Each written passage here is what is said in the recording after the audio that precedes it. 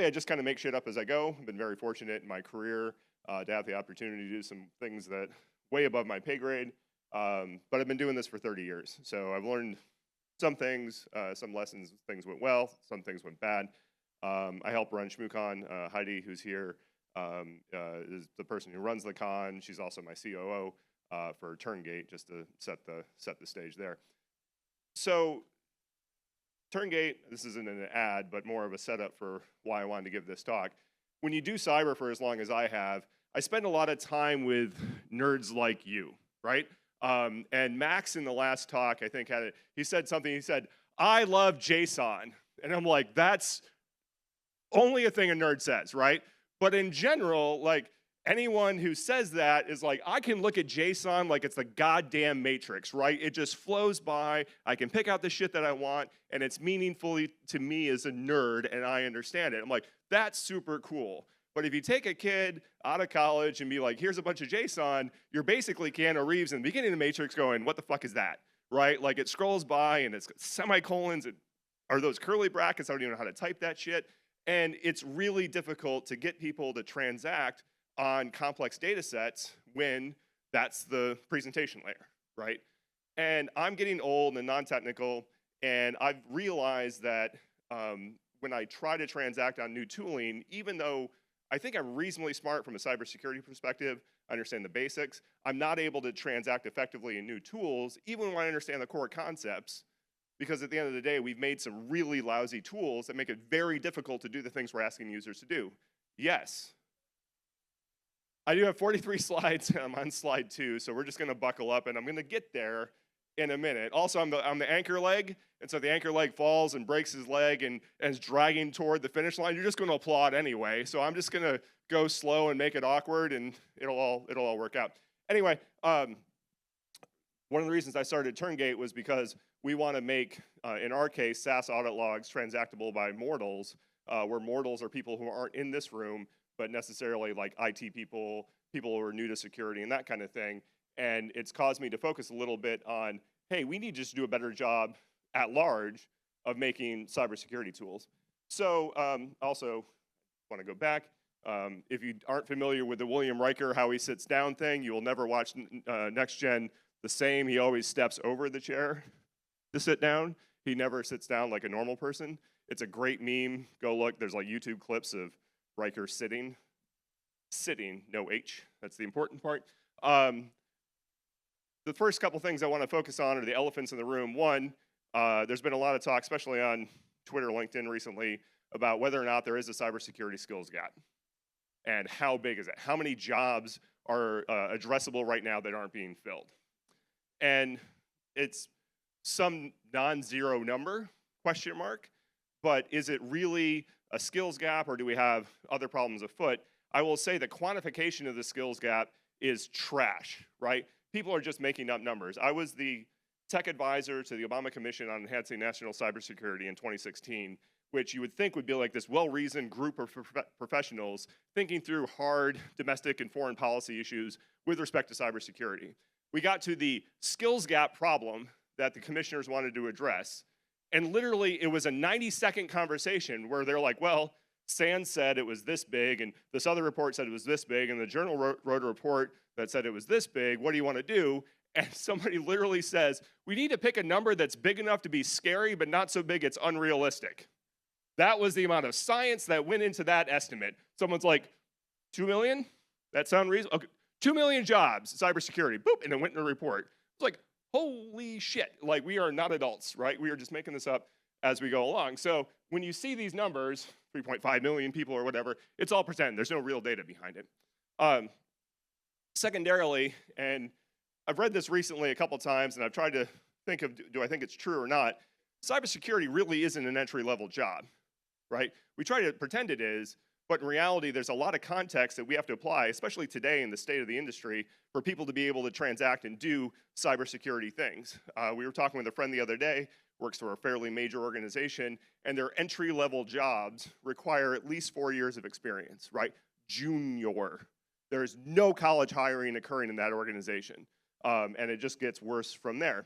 So there is kind of a skills gap in the sense that if you look at job descriptions for cybersecurity positions that are open, we tend to be asking an awful lot of even junior people. We want people that have a wide breadth of knowledge, that understand all these concepts and risks and all this kind of thing. And also, they know the deep technical guts of a thing, right? They can look at JSON like it's the matrix. Cool.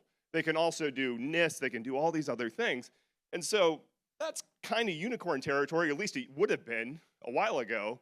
But as the industry has progressed, our security's kind of come down market, there's more demand for these kind of things. And especially in smaller organizations that hire fewer security staff, you need generalized practitioners who can do really detailed things, but also carry the weight of the risk side of the organization. So a couple examples, I went searching for jobs on Indeed or LinkedIn or some bullshit, and had a look in Raleigh, Durham, because if you look for security jobs in DC, it's all cleared work, and you get a bunch of weird stuff that doesn't apply outside of DC. So here's a cybersecurity analyst role, mid-level, 7 years experience. You need to be expert level knowledge of FISBA, the NIST risk management framework, and the 800 series. God help you if you have expert knowledge in NIST 800. I feel sorry for you, right? Like that thing is a small rodent killer, right? It's this giant tome that you can drop on a mouse and it squishes them flat. It is not consumable by mortals, and if you've been subjected to be an expert in that, I feel bad for you. But also, they want this person to be, know Tenable, Hailstorm, App Detective, Big Fix, SCCM, right? Okay, that's a mile wide and a mile deep when it comes to those technologies. Here's another one. This is a senior engineer. You got to have XDR, SSO, ransomware, all this shit. Oh, and NIST CSF, you have to have a CISP, a mile wide and a mile deep, right? These are like the first two hits when you go looking. It's just pages of this stuff. We expect them to have the ability to contextualize all this information and transact very broadly, but then we also expect them to be able to do all the tech stuff, right? So I'm going to ignore the risk side. I'm going to ignore the big contextualization and talk about the products, right? That's what I'm here to talk about objectively. And look at what it takes to use these products correctly. Let's take vulnerability management, right? VM, you can debate my bullet points here of like what is the steps of vulnerability management, but in general, find all the things, scan all the things, get the results, figure out how to remediate, wash, rinse, repeat, right? You have some meetings, everyone says this is a high, this is a medium, blah, blah, blah, patch some stuff, who owns this system, whatever. That's the essence of vulnerability management that Nessus or Tenable captures in 1,355 pages in the user's guide, right? That's one product. I guess with AI, we can summarize this for us, and it'll probably give me those bullet points on the previous page. But if you actually want to know how to use Nessus, your starting point is something akin to the size of War and Peace. And then it goes downhill from there, because we all know that VM products are not usable out of the box, right? There's so much tuning and reporting and other kind of nonsense you have to deal with that it's painful. But this is what we want the person who has RMF and 800 and all this other experience to also have internalized what 1,300 pages of Nessus documentation look like. So I'm going to talk about some UIs. But the first thing I want to do is talk about what kind of bad behavior we get from bad tools, okay? There's some cognitive biases that we as humans bring to the table when we use any tool, be it a stove, be it cybersecurity tooling, be it our cars, that we have to make sure that as builders of these technologies, we drive out of the system.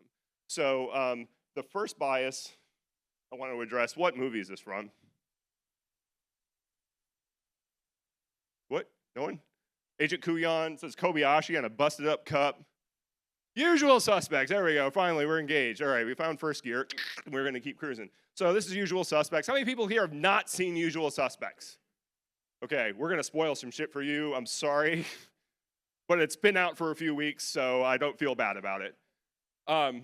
So in this scene, this is toward the tail end of the movie, where Agent Kuyan finally breaks Verbal Kint down. And Verbal's like, oh my God, you're right, it was Dean Keaton all along, right? And this is supposed to be this point of contrition where Verbal, who is this kind of weak, malleable person, has finally given in to all the interrogation from Agent Kuyan, right? there are two cognitive biases here that Agent Kuyan is basically a canonical representation of. The first is the idea of anchoring, which is I had a first impression of a thing, and that's what I'm going forward with, right? His anchor point for this whole movie was that verbal Kint was really just this soft, squishy cog in a machine, and all he had to do was break him to get all the information he wanted out of him. All the questioning, everything that happened between Kuyan and Verbal was a result of that first idea that he had, is this guy is weak, and I'm gonna break him.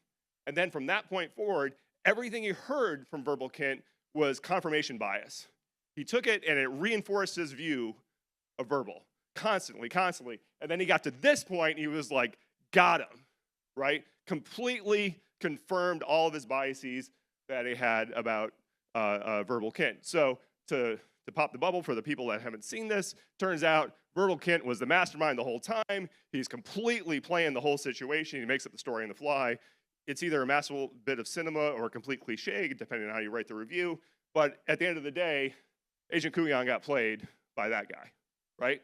So we've got anchoring and confirmation bias as the kind of foundational mistakes that we make when we do investigations, right? So here's just some Datadog clip off the goddamn internet. But I've been involved in a ton of investigation, incident response, that kind of activity, where people come to the table with, hey, here's this bad thing that's happening.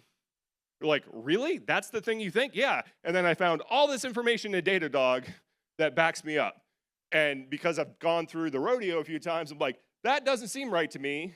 That's probably not what's happening. No, I got all this data. Clearly it's what's happening. Hours, days, weeks later, turns out their initial hypothesis, the thing they anchored their view to, was wrong, but they were able to use tools like Datadog to find more information to confirm their bias all along, and Datadog was not doing a good job of showing them information that worked against their cognitive bias, that worked against that anchor point.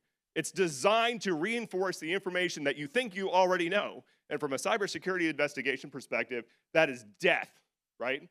The second bias I want to talk about is what's known as framing effect. Framing is when how the information is presented kind of gives us our perception of the world and affects our decision making. Here's a fantastic example. What movie is this from? Star Wars, thank you. We all, actually, who hasn't seen Star Wars? Somebody said Star Trek, you can get a bean with a goddamn microphone.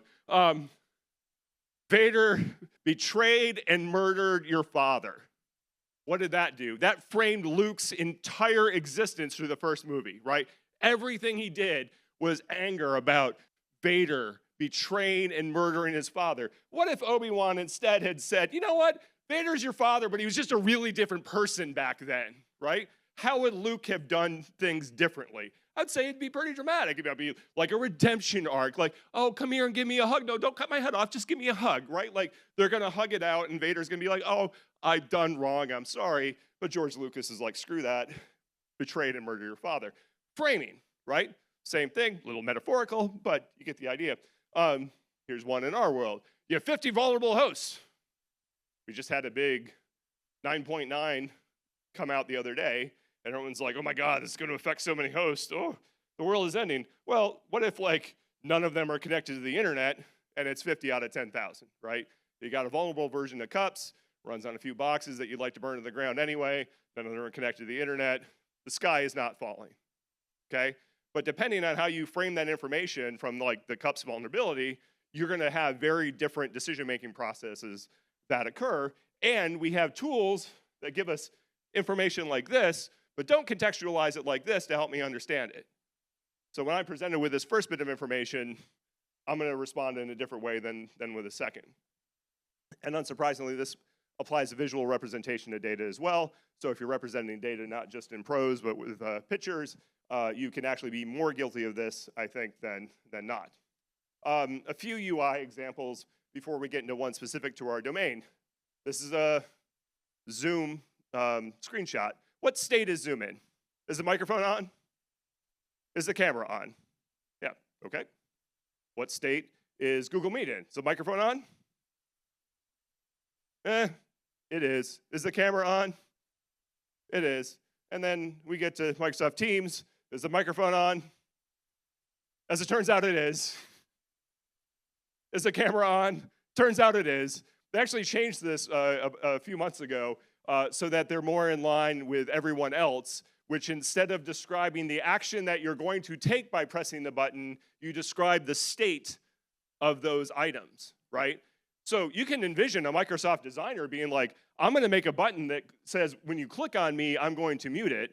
And then it would actually turn into a red microphone without the line to unmute it, versus everyone else who's like, we're just going to give you the state of those devices.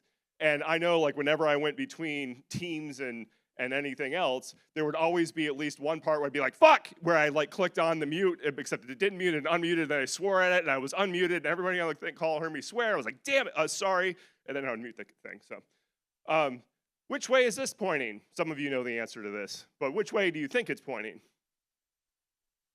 This way. Does anyone know what this really is? This is kind of an iconic example of stupid UI tricks. This is one half of the British flag on the ass end of a Mini Cooper that coincidentally points the opposite direction that the car is trying to turn. Only BMW can engineer such a thing. BMW joke with apologies, any BMW. Anyway, we're just going to keep cruising. If you look closely, there's just like little outlines. And when it's off, it looks pretty cool. When it turns on, it literally points the wrong goddamn direction. This is in a European airport. What am I supposed to do here? Like, literally don't stop is how this like literally would get interpreted. Or conversely, I can't do a Heisman pose here. You got to do that somewhere else. That's totally okay. This is one of my favorite UI fails, just in the sense that every clothing item has this. And then I'll go to do some laundry and I'll look at it and be like, hot water, dry it really hot. Got it. Boop. You know, I have no idea what these symbols mean, but we've accepted them as the constant symbols that mean something when it comes to washing. If you don't look at this stuff every day, what does the triangle with an X through it mean? Pyramids are bad. I got no idea, but this thing is a really good place to park, I guess. So, and then this is nothing to do really with anything except my wife and I were trying to go on a bike ride starting in West Lebanon, which is where Dartmouth is in New Hampshire. And I was trying to find a hotel, and I found a hotel with this reservation system thing, right? Also, this doesn't actually scroll, even though it looks like it does. It's just an active thing that you click, and then you go select a date. Later, I've never seen such a thing before, but the idea that like this week or next week or screw you sometime in the future were my options for reserving a hotel were totally mind-boggling. So they do give you a free whoopie pie for your effort. If you manage to reserve a room, actually this hotel will give you a free whoopie pie, which I guess is like rewarding the user for surviving the insane UX that they had. So let's think about cybersecurity. Oftentimes when we think about bad interfaces in cybersecurity, we talk about the users. I don't want to bludgeon that too much, but I do want to at least mention, you know, even when I ask people, talk about bad user interfaces from a cybersecurity perspective, they almost always refer to the user's perspective, not their perspective as admins, engineers, operators of cybersecurity products. So, you know, one of the primary goals of any product, tool, technology is to make it easy for the user to use without them even realizing that it's easy, right? The best tools are the ones where the users just intuitively know how to use it. They can pick it up, click the buttons. I get really annoyed when I have what I think is a relatively simple product that has to drive me through a bunch of tutorials and modals and that kind of thing. Today, as an example, Heidi is giving the keynote at JohnCon up in Philly next weekend, and she's working on her slides, and she has a PDF that she's trying to fix to use in her slides, and I'm like, I'll just download Acrobat. I don't know if you've used Acrobat recently, but it is literally one of the worst pieces of software I've ever used, right? I'm clicking things and random shit's happening. At some point, AI is like, I converted this whole thing into text. I'm like, it's a goddamn graphic. What letters are there? It's making up letters. It's doing all kinds of weird shit. Everything's highlighted. I can't figure anything out. And then it constantly is prompting me like, you're doing this wrong. And it's popping up modals. I'm like, this is not a me problem. This is a you problem, Acrobat. And I'm back there cursing at my computer. So don't get your users swearing at your software. That's kind of like rule number one. So the reality is, like, no matter how bad we are at doing cybersecurity for our users, our goal is to enforce a security control. And oftentimes, if the control is enforced, we think it's good enough, right? It doesn't matter how painful it was for the user. I talked to a CISO the other day that his response, and I don't think this is necessarily a bad one, but his response to long-running tokens and applications like Slack was, instead of allowing it, force your users to log into Slack every day. Bold move. Let's see how that works out, Cotton. You know, actually, and his users like, well, the first week was a little rocky. I'm like, no shit, really? It was surprising. The users didn't like signing into a thing that they've never had to sign into more than once in their entire existence in the company, but they got used to it. And now he has a control that's been enforced. Victory? Question mark? I'm not really sure. Should we have to do it? Should Slack provide better ways to manage these tokens than they do right now? You betcha they should. Do they? Nope. Okay, cool. Roll with it. So, here's an example. If you're an OS X user, if you're not, apologies that you have to use a crappy operating system instead of a real one. I'm gonna go there. If I'm not using OS X, I use FreeBSD just to set the stage of what nerd category I might be in. This is just a normal dialogue, right?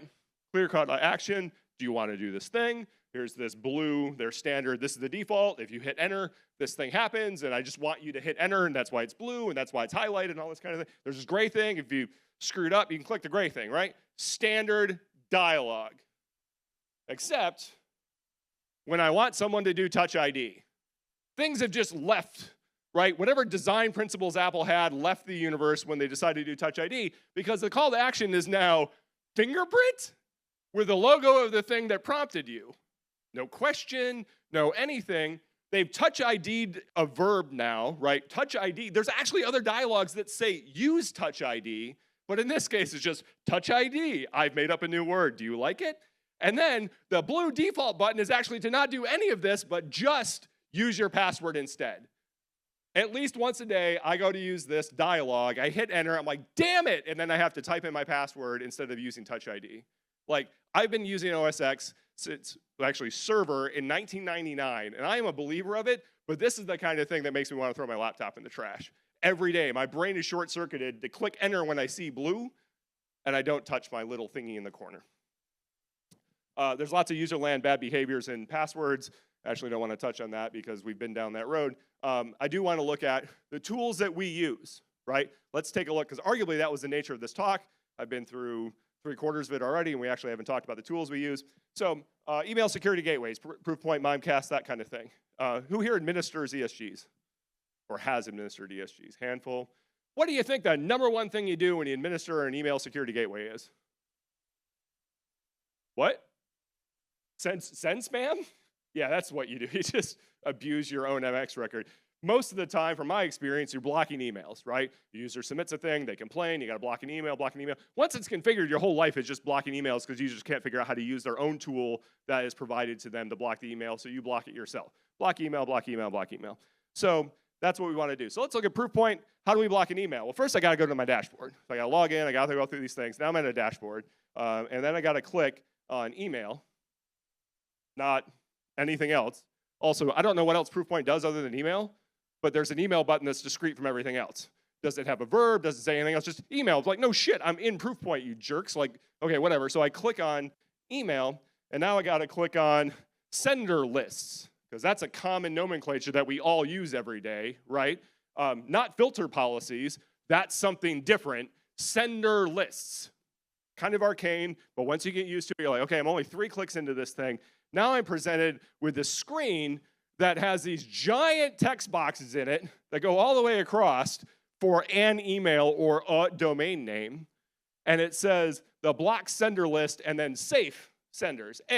Blocked and safe are now antonyms. I didn't know if you knew that, but they totally are. Also, if you read the fine text, it's a little hard to read from the back. The blocked sender list says that the senders will be quarantined. Not really blocked, that's just a word we use, but you might internalize it as not allowing delivery, but we're actually gonna allow delivery and put it in this special little place that you could still play with it later if you want to. Thank God, because I really wanted to play with all these emails. Perfect, great. Don't forget to hit save, and if you're using a small resolution, this is off the bottom of the screen. You hit enter, you're like, my work is done, and the email keeps flowing, and you're like, oh, there's a goddamn save button in the bottom. Like, that makes perfect sense. Why didn't I click on that?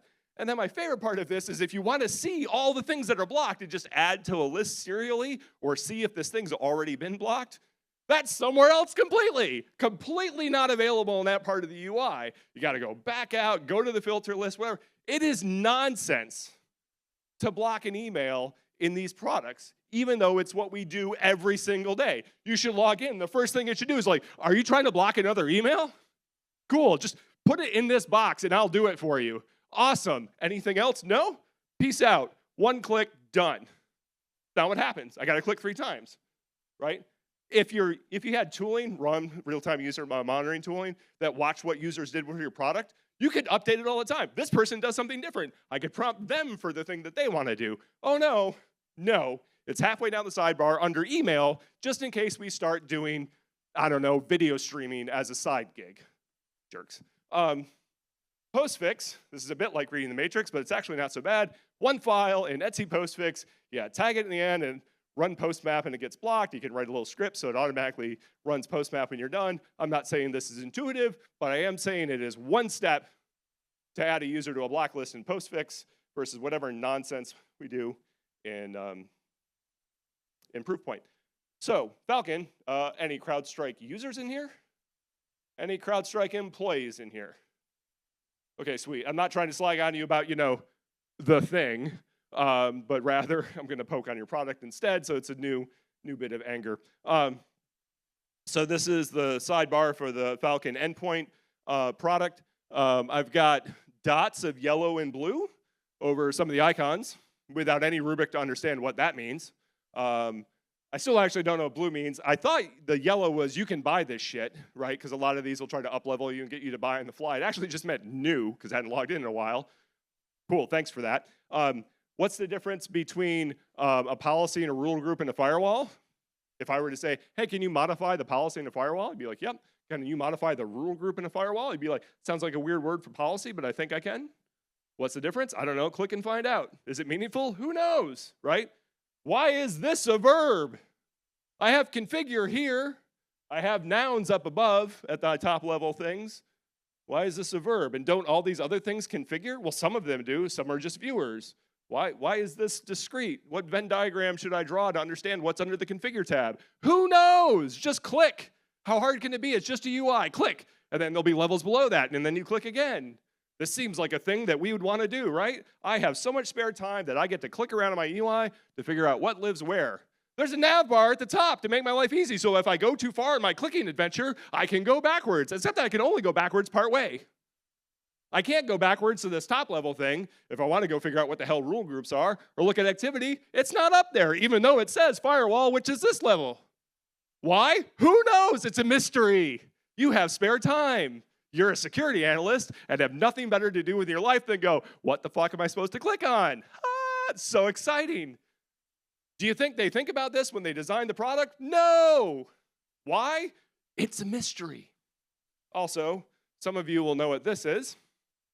Many of you will not. This is me memorialized on a t-shirt from a YouTube video of a DEF CON talk I gave where I stomped around that stage yelling in guttural tones, bow to my firewall. I highly encourage, if you're confused about the kind of person I am now, go watch that video and it'll clarify everything, and it's awful. Anyway, I've been using IP tables for 20 years. It sucks. Arguably, it sucks more than using Falcon to configure firewall because I still don't know what most of the flags do. So, I'll be quick and wrap this up because I know I'm at time. There's a couple things I want to look at. I'm a big fan of information density on the screen. Focus on the things that are important, right? The things that aren't, find a way to pull them away, find then a way to maximize the use of space on the screen. Anybody know what this is a screenshot of? Not Carbon Black. It's Amazon Security Hub.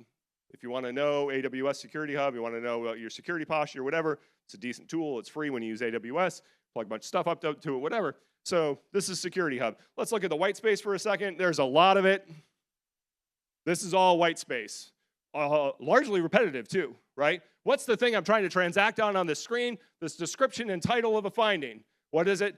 5 rows tall for 10 words. Why? It's a mystery. Who knows? Has anyone used this product in Amazon? Probably not. But there's a lot of white space, and we use the default freaking little table builder to build it, so it was easy to build, and it works. Does it work well? Who cares? So this is one of those things where, like, when you're doing an investigation, you need to be really transactional with the information that you care about. I, by and large, care about this column here, right? This other stuff I can internalize and transact on in a second. Some of it I've already searched for. Why are you then continuing to show me the resource name when I've only searched against one resource name? Why are you listing new? I've asked for new and notified. Maybe just put new over here and tuck all these up under it, right? And then notified and tuck all those up under it. Don't display, don't waste all this real estate.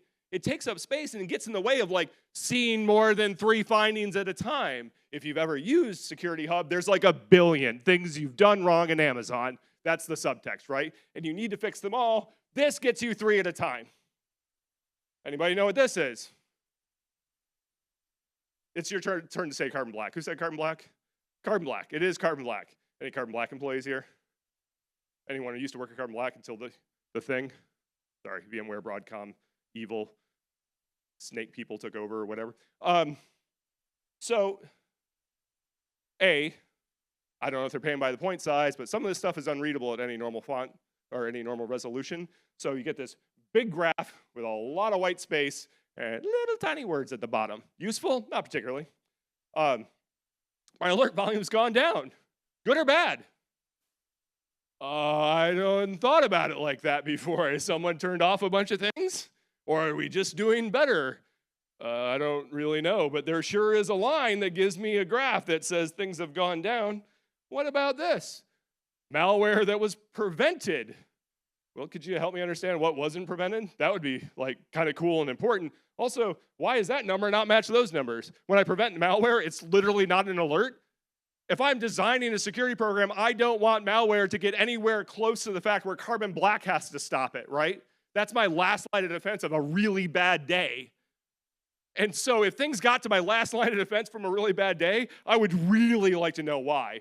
But I stopped 19 of the bastards. Gold star. Good job.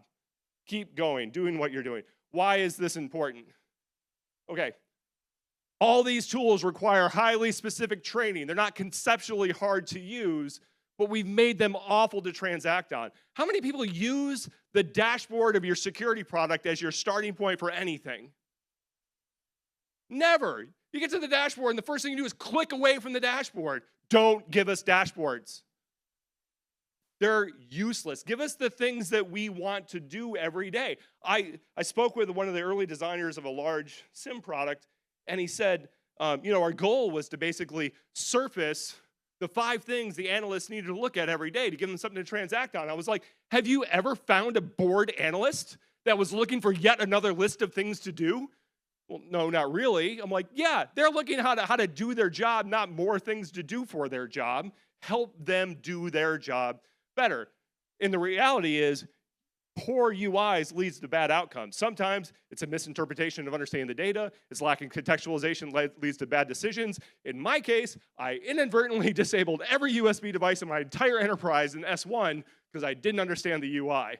It lasted about 15 seconds before I realized that everything had just broken, and I undid it and chalked it up to cosmic rays or some shit and moved on. But I definitely disabled every USB device in the entire organization of 500 people by mistake. Again, I used to think I was intelligent, and then I did stuff like that. Finally, seconds matter. This Amazon Security Hub is an interesting case, but the reality is, if it's an investigative tool I'm using to drive the investigation, I need to know right now. We need to think of our users first. It's kind of self-evident. I'm going to skip past that in the interest of not exploiting the time that you've been so generous of giving me.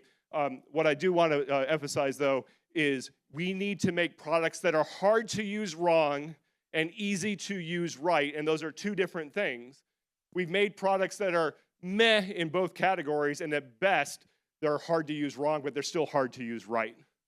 This includes analytical tools, it includes any kind of configuration engineering tools. We need to make sure that the users are driven to a point where we're removing bias for them. If it's an analytical tool, help them understand when they have an anchoring problem or a cognitive bias problem. Help drive them to the right decision. Anyway, with that was a half-hour rant to wake you up and end the day. I would take questions, but we're shit out of time, so I'm just going to thank you for your time.